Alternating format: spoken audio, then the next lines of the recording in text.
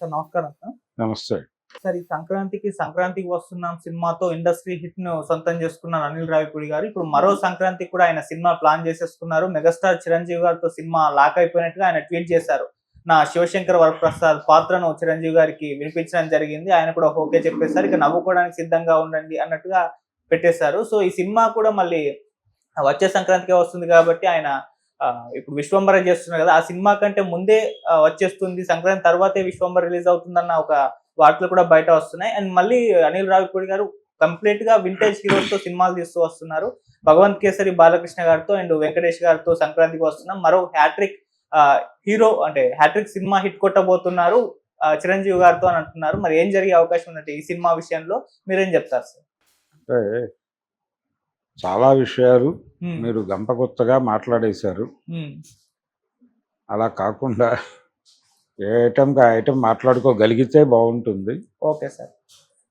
బాలకృష్ణతో ఆయన సినిమా చేశాడు, అది హిట్ అయింది. వెంకటేష్తో చేశాడు, హిట్ అయింది. నెక్స్ట్ ఈ కాన్ఫిడెన్స్ మీద ఇప్పుడు చిరంజీవి గారు రంగంలోకి దిగుతున్నారు.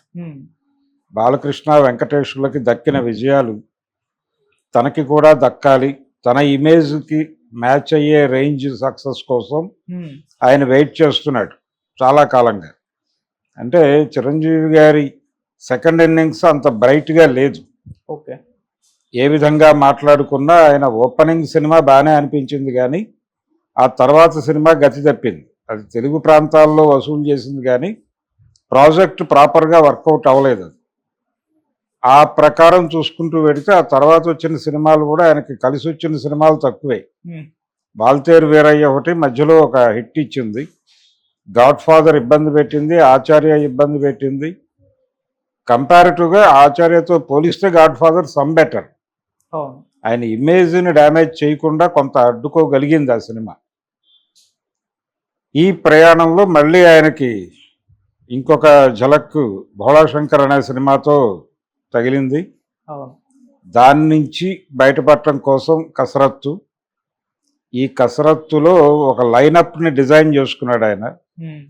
ఆ డిజైనింగ్లో భాగంగానే ప్రస్తుతం తనతో కలిసి చేస్తున్నాడు సినిమా, వశిష్ఠతో కలిసి చేస్తున్న సినిమా. యాక్చువల్గా ఈ సంవత్సరం సంక్రాంతి లాక్ చేసుకున్నారు వాళ్ళు. సంక్రాంతిని కొడుకు కోసం త్యాగం చేస్తూ ఒక మాట చెప్పారు, అంటే గేమ్ చేంజర్ కోసం సంక్రాంతిని వేకేట్ చేసి ఆ సందర్భంగా May 9th పెడతాం, అది మాకు అచ్చొచ్చిన తేదీ అని చెప్పారు. అంటే ఆయనకి 2 హిట్స్ ఆ డేట్కి ఉన్నాయి. ఒకటి జగదేక వీరుడు, అతిలోక సుందరి, ఇంద్ర. ఈ 2 ఆ డేట్లోనే సక్సెస్ అయినాయి కాబట్టి అక్కడ వేసుకుంటామన్నారు. సరే బాగానే ఉంది అనుకున్నారు అందరూ. ఇప్పుడు May 9కి హరిహర వీరమల్లు అంటున్నారు. అంటే తమ్ముడి కోసం మళ్ళీ డేట్ త్యాగం చేస్తున్నాడు. కొడుకు కోసం ఒకసారి, తమ్ముడి కోసం ఒకసారి త్యాగం చేయటం. ఈ ప్రోగ్రాంలో ఇప్పుడు అసలు ఆ సినిమా ఎప్పుడు రిలీజ్ అవుతుంది అనేది ఒక మిస్టరీగా మారింది. దసరాకి ఉండొచ్చు అనే మాట ప్రస్తుతానికి వినిపిస్తోంది. అది వచ్చే దసరాకి కాదు, ఈ దసరాకి. అంటే ఆల్రెడీ జనవరిలో రిలీజ్ అవ్వాల్సిన సినిమాని రేపు అక్టోబర్ వరకు, అంటే 10 నెలలు పోస్ట్పోన్ అవటం అనేది చిన్న విషయం ఏం కాదు.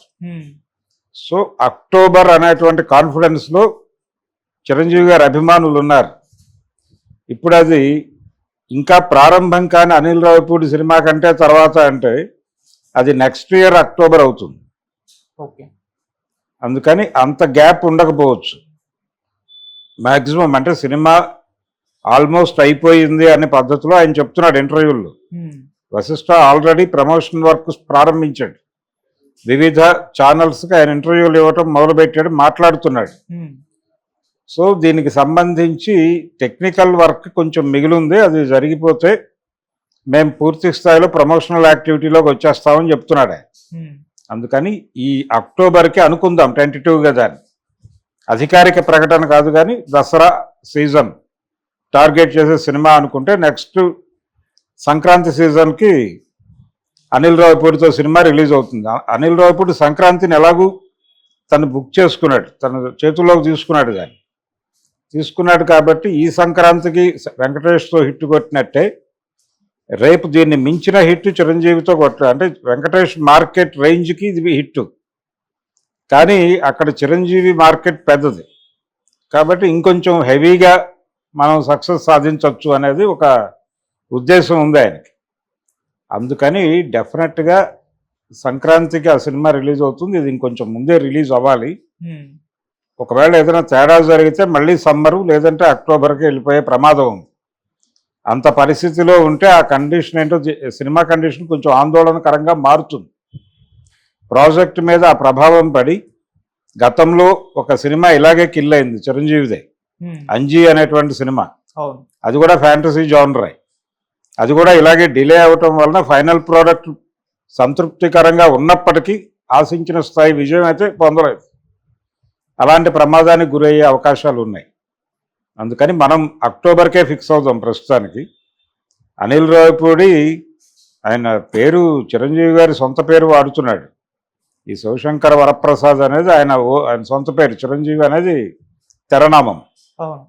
అందుకని ఆ పేరుని తీసుకొచ్చి ఇప్పుడు సినిమా తీయటం. ఆల్రెడీ చిరంజీవి అనే పేరుతో ఒక సినిమా వచ్చింది, కైకాల సత్యనారాయణ గారు నిర్మించారు ఆ రోజుల్లో ఒక తమిళ దర్శకుడితో. అందులో కొంచెం నెగిటివ్ షేడ్స్ ఉన్నటువంటి క్యారెక్టర్ చిరంజీవి. ఆ సినిమా ఫ్లాప్. ఇప్పుడు ఆయన సొంత పేరుని ఆయన క్యారెక్టర్ పేరుగా మార్చి సినిమా తీసే ప్రయత్నం జరుగుతోంది. చిరంజీవి అనే పాత్ర పేరు పెట్టి సినిమా కూడా తీశారు చిరంజీవితో. అభిలాషలో ఆయన క్యారెక్టర్ పేరు చిరంజీవి. అది బాగానే వర్కౌట్ అయింది సినిమా. భారీ హిట్ కాదు కానీ పర్వాలేదు అనిపించుకుని కొంత వసూళ్ళు అయితే మంచి వసూళ్ళు రాబట్టింది ఆ సినిమా. సో అదొక హోప్. ఈ హోప్ మీద ఇప్పుడు ఈ సినిమాని బేరీజ్ వేస్తారు. సెంటిమెంట్ మీద నడుస్తుంది ఇండస్ట్రీ. ఈ సెంటిమెంట్ ప్రకారం చూస్తే ఇది కొంచెం ఆందోళన, కొంచెం హోపు క్రియేట్ చేసేటువంటి సినిమా. పేరు శివశంకర్ ప్రసాద్ అనేది పెట్టి ఆయన దాదాపు గ్యాంగ్ లీడర్ తరహా ఉంటుంది సినిమా జానర్ అన్నట్టుగా కూడా ఒక మాట బయటకు వచ్చింది. అంటే ఉమ్మడి కుటుంబ నేపథ్యంలో జరిగేటువంటి కథ. దానిలో ఒక కొడుకు భారం భుజాన వేసుకుని ఆ కుటుంబాన్ని దారికి తీసుకొచ్చే కార్యక్రమం ఇది. రామారావు గారి ఉమ్మడి కుటుంబము, కృష్ణ గారి సినిమా 12 కాపురము, తర్వాత చిరంజీవి గారి గ్యాంగ్ లీడరు, ఇలా ప్రతి సందర్భంలోనూ అది ఒక పాడియావు లాంటి సబ్జెక్ట్. ప్రతి టైంలోనూ అది కొంత జనాల్ని మెప్పించగలిగితే, అంటే ఆ మధ్య ఒక ఇబ్బందికరమైన సినిమా చూసాం ఇదే కాన్సెప్ట్తో, ఫ్యామిలీ స్టోర్ అని. అది ప్రస్తుత సమాజంలో సినిమా తీస్తున్నామని చెప్పి పూర్తిగా దాదాపు 30 ఏళ్ల క్రితం జీవన విధానాన్ని చూపించి దెబ్బతిన్నారు పరశురాం. సో ఆ ఇబ్బంది పెట్టకుండా గనక సినిమా తీయగలిగితే ఆ సబ్జెక్ట్కి సెలబ్రిటీ ఉంది. కానీ ఎలా తీస్తున్నావు, ఎలా కనెక్ట్ చేస్తున్నావు, ఏ జనరేషన్కి కనెక్ట్ చేయాలనుకుంటున్నావు, ఆ జనరేషన్ని కనెక్ట్ చేయడానికి నువ్వు వాడుతున్న ఎలిమెంట్స్ ఏమిటి అనే దాని మీద విజయం ఆధారపడి ఉంటుంది. ఇప్పుడు అనిల్ రావిపూడికి ఆ విద్య తెలుసు కాబట్టి డెఫినెట్గా మంచి గేమే నడుపుతాడని అనుకోవచ్చు. అందుకని చిరంజీవికి హిట్ ఇవ్వడంతో పాటు ఈ సబ్జెక్టు ఎప్పటికైనా సరే ప్రాపర్గా తీస్తే ఇది ఎప్పుడూ వాడుకునే అవకాశం ఉన్నటువంటి సబ్జెక్ట్ అనే విషయాన్ని మరొకసారి చెప్పినోడు అవుతాడు. అందుకని అన్ని విధాలుగా కూడా అది కొంచెం స్పెక్యులేటివ్గానే ఉంది ఆ ప్రాజెక్ట్. అది గ్యారంటీ హిట్ కొట్టే ఛాన్సెస్ ఉన్నాయి. అందుకని అది హిట్ ఓకే. ఇది ప్రస్తుతం జనాల దృష్టి అంతా ఈ సినిమా మీద ఉంది. విశ్వంభర పరిస్థితి ఏంటనేది. ఆ తర్వాత కూడా లైనప్ బాగానే ఉంది చిరంజీవి. నెక్స్ట్ కూడా చాలా మంది మంచి డైరెక్టర్లనే లైన్ లో పెట్టాడు. బాబీ సినిమా ఉంటుంది అంటున్నాడు.